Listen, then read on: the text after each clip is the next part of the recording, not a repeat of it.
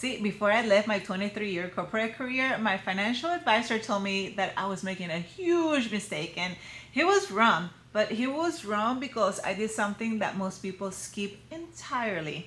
Everyone online tells you just take the leap. They sometimes say burn the boats, quit your job, and you will figure it out. And nobody tells you how to actually pay your mortgage while still you build your parachute. If you're thinking about leaving your job, do not hand in your notice until you watch this video. And I do not believe in making emotional decisions that put your family at risk. So today I'm giving you the exact 4-step financial plan I used to leave my corporate America without going broke. And by the way, I broke both fingers, so that way you know what's happening and don't let it be distracting. Okay, so let's be real for a second. Living a steady paycheck is terrifying. For the longest time, I was scared of money. Like growing up in my culture, we just didn't talk about it. Or if we did, it was associated with problems. Money meant stress, money meant fights, money was the source of bad things. But because of that, even when I started making good money in corporate, I didn't even want to deal with it. I remember completely delegating all of the financial stuff to my husband, and I wanted to do my job and ignore the numbers.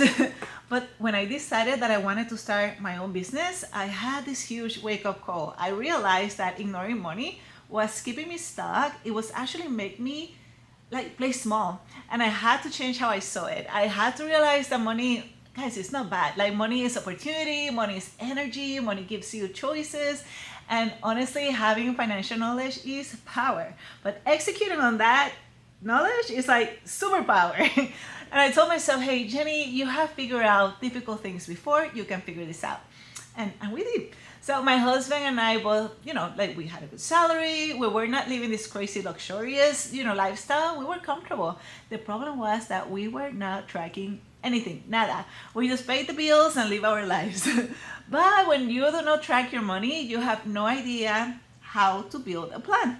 And you're flying blind. And we couldn't just guess how much we needed to save, and we had to know the exact numbers. So let's talk about the framework.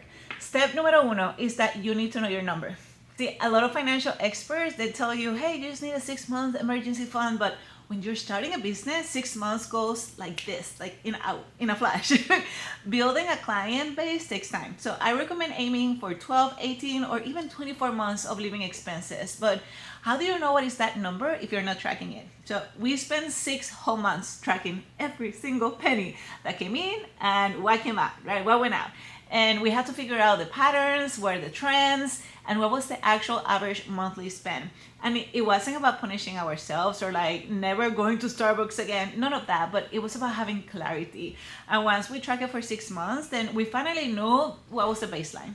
So we took that number, multiplied by our number 18, and that became our target. So do not guess this number, track it, know it, own it. Okay, step numero dos is what I call build before you leave, or build before you bolt.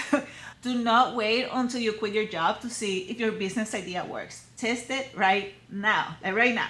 Get your first paying client while you still have your corporate salary. Why? Because it proves that people actually want what you're selling. It gives you proof of concept. I made a whole video about how I made my first $2,100 in one weekend while working full time. And I actually gonna put it in the description. Doing that changed everything for me. It was about the psychological shift. It proved to me that I could generate my own money. When you make your own money, even if it's just a little bit, it rewires your brain. And you stop seeing yourself as just an employee who receives a paycheck, and you start seeing yourself as an owner who actually creates value. Okay, step number 3, this is very important. You have to audit your hidden costs. And this was the biggest wake up for me. You have to audit the hidden costs. When you work in corporate, your salary is not your only compensation.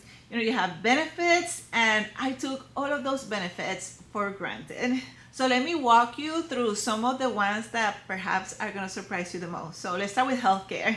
This is a biggie. When you're employed, your company actually pays a huge chunk of your health insurance. So you might pay $200 a month, and you think that that's what it is.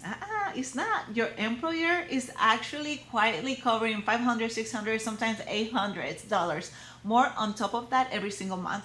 So when you leave, you have to pay all of it. I'm talking about $600 or $1,500 a month, depending on your plan, your age, and your family situation. So do this research before you leave. Do not guess and get actual quotes. Okay, so let's talk about your 401k match.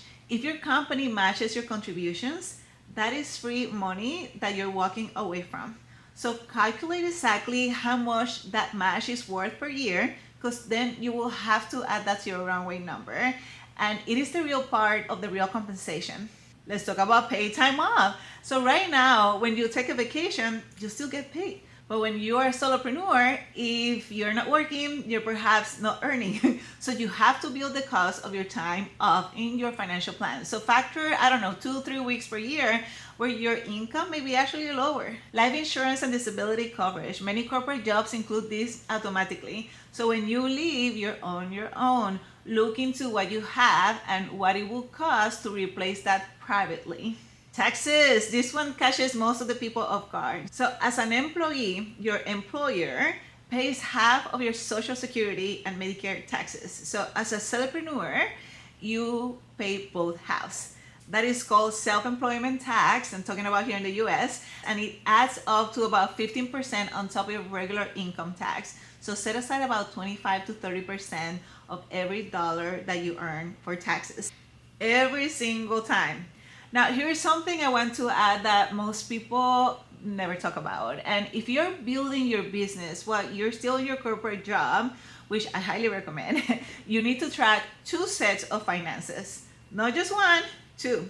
Rule number 1, keep your personal finances and your business finances completely separate. I mean, completely. Different bank accounts, different cards, no mixing, ever.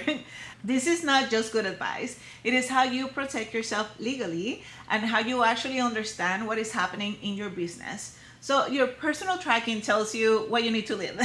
Your business tracking tells you what it costs to operate. Now, those are 2 different numbers. So on the business side, you want to start tracking every single expense. So think about your website, your email platform, your Canva subscription, your coaching tools, your Zoom account. Every dollar that goes into running your business needs to be recorded. And when you add it all up, you will know your monthly cost of operations. Now that number matters because when you eventually leave your job, your business needs to cover not just your personal expenses, but also its own operating costs. So your real freedom number is actually this. You ready? Monthly personal expenses plus monthly business operating costs plus healthcare plus taxes, and multiply that by, let's say, 18 months. That is your real target.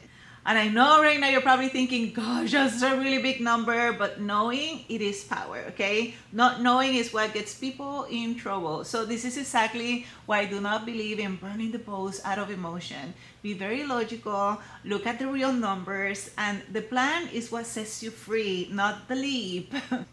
And number 4, make sure that you have a target exit date. So otherwise, it's just a dream. Someday, you want to make it real. Once you know your monthly number, once you have tested your business idea, and once you have factored in all of the hidden costs like healthcare, you pick a date on the calendar, not someday, not when I feel ready, a specific month and year. And when you put a date on the calendar, it stops being a dream and it starts being a project. And corporate women, we know how to execute a project, right? So we know how to hit a deadline. Having that date, it gives you focus. It tells you exactly how much you need to save each month to hit your goal.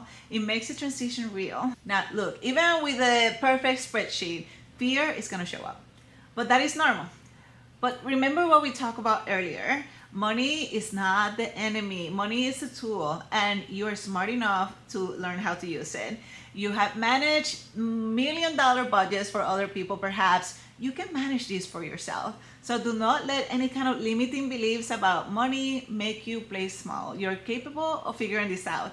So if you meet this, last week I did a whole YouTube series about the 10 different ways to actually exit your job. So make sure you watch that one. I'm going to also put it in the description.